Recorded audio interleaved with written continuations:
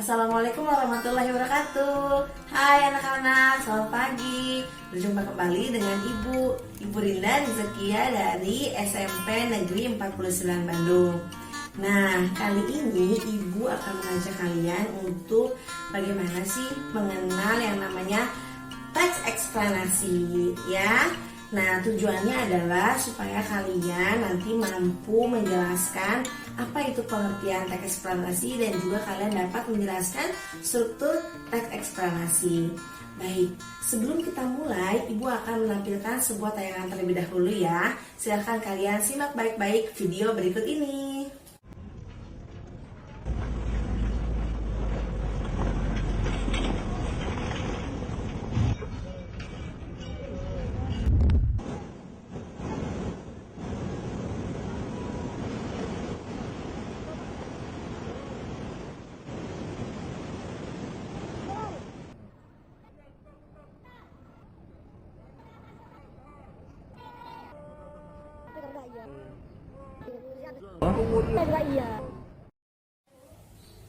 Nah, anak-anak, dari tayangan yang sudah kalian tonton tadi, tayangan tersebut termasuk ke dalam sebuah peristiwa. Kira-kira peristiwa alam ataukah peristiwa sosial ya? Coba tebak. Ya, betul. Peristiwa tadi adalah peristiwa alam. Mengapa bisa disebut peristiwa alam? Peristiwa dibagi menjadi dua. Ada peristiwa alam dan ada peristiwa sosial.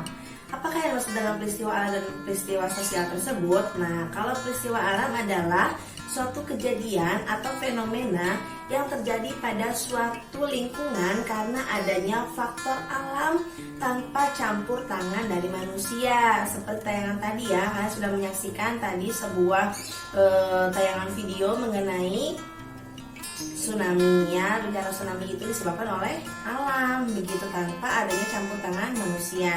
Sedangkan ini peristiwa sosial.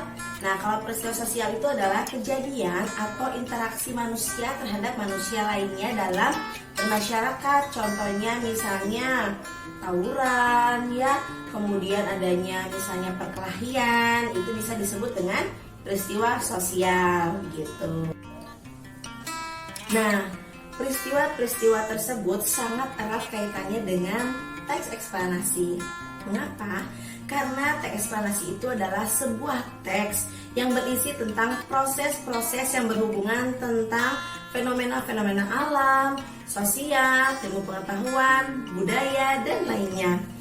Menurut seorang ahli yaitu Restuti menyatakan bahwa pengertian teks eksplanasi adalah teks yang menerangkan atau menjelaskan mengenai proses atau fenomena alam maupun sosial.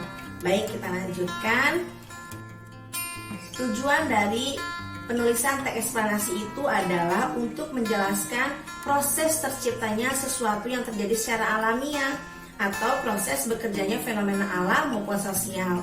Mengapa? Karena biasanya ini ya, peristiwa tersebut akan disebabkan oleh peristiwa sebelumnya dan akan menghasilkan peristiwa selanjutnya. Maka dari itu haruslah dirangkai menjadi sebuah teks eksplanasi tersebut.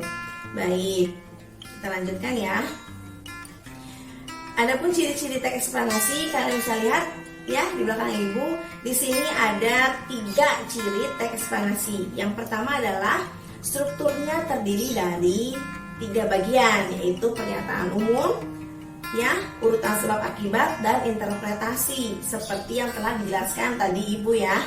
Kemudian yang kedua adalah memuat informasi berdasarkan fakta atau biasa kita sebut dengan faktual, begitu. Dan yang ketiga adalah faktualnya itu memuat informasi yang bersifat ilmiah atau keilmuan seperti sains dan yang lainnya. Kemudian di sini kita masuk mengenai struktur teks eksplanasi. Seperti tadi Ibu sampaikan bahwa struktur teks eksplanasi itu terdapat 3 bagian.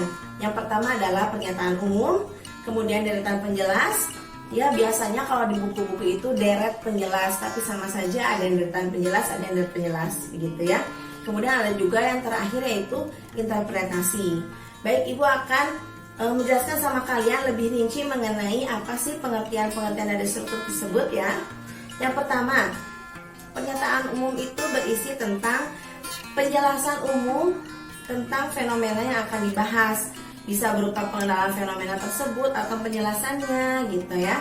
Kemudian penjelasan umum yang dituliskan dalam teks ini berupa gambaran secara umum tentang apa, mengapa, dan bagaimana proses peristiwa alam itu terjadi. Begitu. Kemudian dilanjutkan dengan struktur yang kedua, yakni deretan penjelas. Nah, kalau deretan penjelas ini ya berisi tentang penjelasan proses mengapa fenomena tersebut bisa terjadi atau biasa kita tahu kronologis kejadiannya seperti itu ya.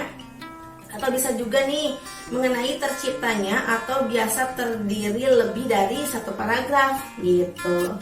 Nah, deretan penjelas itu mendeskripsikan dan merincikan penyebab dan akibat dari sebuah bencana alam yang terjadi, baik bencana alam maupun tadi ya peristiwa sosial gitu. Nah, kemudian struktur yang terakhir yaitu interpretasi. Ya, di bagian ini merupakan teks penutup yang bersifat pilihan, bukan suatu keharusan gitu ya. Nah, teks penutup yang dimaksud adalah teks yang merupakan intisari atau kesimpulan dari pernyataan umum dan juga deretan penjelas gitu. Opsionalnya dapat berupa tanggapan maupun mengambil kesimpulan atas pernyataan yang ada dalam teks tersebut. Seperti itu. Baiklah, di sini Ibu menampilkan sebuah contoh dari teks eksplanasi berupa peristiwa alam, yaitu di sini kita lihat ya mengenai gempa bumi. Nah, silahkan kalian bisa membacanya ya. Di sini Ibu bagi menjadi beberapa bagian struktur. Yang pertama ini adalah pernyataan umum. Ibu bacakan ya sambil kalian menyimak. Di pernyataan umum di sini dijelaskan bahwa definisi mengenai gempa bumi terlebih dahulu ya. Yang pertama adalah gempa bumi adalah getaran atau guncangan yang terjadi karena pergerakan lapisan batu bumi yang berasal dari dasar atau bawah permukaan bumi. Peristiwa alam itu terjadi di daerah yang berada dekat dengan gunung berapi dan juga di daerah yang dikelilingi lautan luas. Gempa bumi terjadi karena pergeseran lapisan bawah bumi dan letusan gunung yang dahsyat. Selain itu, gempa bumi terjadi begitu cepat dengan dampak yang juga begitu hebat.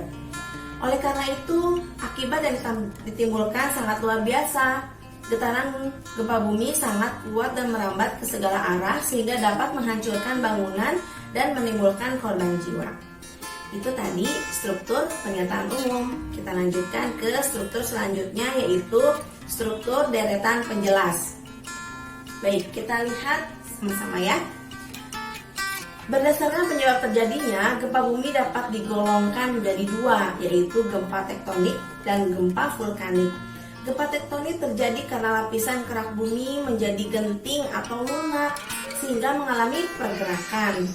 Nah, teori tectonic plate berisi penjelasan bahwa bumi kita ini terdiri atas beberapa lapisan batuan. Sebagian besar daerah lapisan kerak ini akan hanyut dan mengapung di lapisan, seperti halnya salju. Lapisan ini bergerak sangat perlahan sehingga terpecah-pecah dan bertabrakan satu dengan yang lainnya. Itulah sebabnya mengapa gempa bumi itu terjadi. Sementara itu, gempa bumi vulkanik terjadi karena adanya letusan gunung berapi yang sangat dahsyat. Gempa vulkanik ini lebih jarang terjadi jika dibandingkan dengan gempa tektonik. Baik, struktur yang terakhir adalah struktur interpretasi. Gempa dapat terjadi kapan saja tanpa mengenal musim. Meskipun demikian, konsentrasi gempa cenderung terjadi di tempat-tempat tertentu saja, seperti pada batas plat Pasifik. Tempat ini dikenal dengan lingkaran api karena banyaknya gunung berapi. Seperti itu. Nah, kalian tadi sudah mengetahui mengenai struktur teks eksplanasi. Sekarang kita akan lanjutkan dengan pembahasan kaidah kebahasaan teks eksplanasi itu ada apa saja. Nah, yang pertama adalah fokus pada hal umum atau generik, bukan partisipan manusia atau non-human partisipan. Misalnya adalah gempa bumi, banjir, hujan, dan udara. Contohnya seperti tadi pada teks eksplanasi yang sudah kita simak bersama membahas mengenai gempa bumi gitu. Makanya di sini Ibu beri tanda bulat ya, bulat biru. Baik, selanjutnya adalah memungkinkan menggunakan istilah ilmiah. Nah, di sini Ibu sudah memberikan contoh dua struktur dari teks eksplanasi yang tadi kita simak bersama ya, yaitu ada di deretan penjelas dan interpretasi. Baik, silahkan kalian bisa cermati di bagian deretan penjelas di sini terdapat istilah ilmiah. Yang pertama adalah tektonik, ada juga vulkanik ya. Kemudian di sini pun ada menuliskan teori tektonik plate seperti itu. Kemudian di bagian struktur interpretasi pun di sini ada ya menggunakan istilah ilmiah, yaitu yang pertama adalah plat Pasifik ya, dan Ring of Fire seperti itu. Kemudian kita lanjutkan pada kebahasaan yang selanjutnya, yaitu menggunakan konjungsi waktu dan kausul. Nah, konjungsi waktu itu contohnya seperti sebelumnya, awalnya gitu, pertama, kemudian, ketika, saat gitu ya. Itu adalah konjungsi waktu. Sedangkan konjungsi kausul itu adanya hubungan sebab akibat.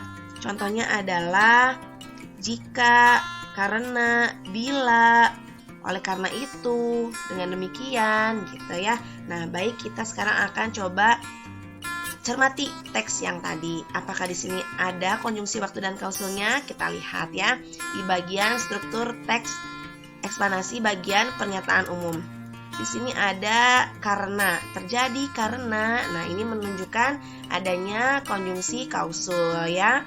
Kemudian selain itu pun di bagian sini ada oleh karena itu. Ini pun merupakan konjungsi kausul gitu. Dan di deretan penjelas pun ada nih ya, terjadi karena gitu ya, sehingga. Nah, ini sudah muncul nih konjungsi kausul yang lainnya. Kemudian di sini pun ada sementara itu. Nah, kemudian di sini ada muncul konjungsi jika ya, seperti itu. Kemudian kita lanjutkan menggunakan kalimat pasif ya. Coba kita akan cek satu persatu ya di setiap strukturnya. Yang pertama ada di pernyataan umum. Di sini di kalimat sebelum akhir ya. Ibu bacakan ya di sini. Oleh karena itu akibat yang ditimbulkan sangat luar biasa. Nah, yang menunjukkan kalimat pasifnya adalah adanya predikat di, yaitu ditimbulkan seperti itu. Kemudian di deretan penjelas di sini pun ada ya. Di bagian akhir, gempa bumi ini lebih jarang terjadi jika dibandingkan dengan gempa tektonik. Ya, di sini menggunakan predikat dibandingkan seperti itu. Kemudian di bagian akhir interpretasi di sini pun ada nih. Tempat ini dikenal dengan lingkaran api atau ring of fire karena banyaknya gunung berapi. Di sini menggunakan predikat dikenal seperti itu. Dan yang terakhir adalah eksplanasi ditulis untuk membuat justifikasi bahwa sesuatu yang diterangkan secara kausal itu benar adanya. Seperti itu anak-anak. Nah, dari penjelasan tadi kita jadi mengetahui ya bahwa teks eksplanasi itu sangat erat kaitannya dengan peristiwa, baik peristiwa alam maupun peristiwa sosial. Dan teks eksplanasi itu ingat ya bahwa suatu kejadian itu pasti didahului dengan peristiwa sebelumnya dan akan diikuti oleh peristiwa selanjutnya. Dan juga ingat bahwa struktur teks eksplanasi terdapat 3 bagian, yaitu pernyataan umum, deretan penjelas, dan interpretasi. Betul sekali. Baik anak-anak, cukup sekian dari Ibu. Terima kasih, mudah-mudahan ilmu yang Ibu sampaikan ini bermanfaat untuk kalian. Baik, terima kasih. Assalamualaikum warahmatullahi wabarakatuh.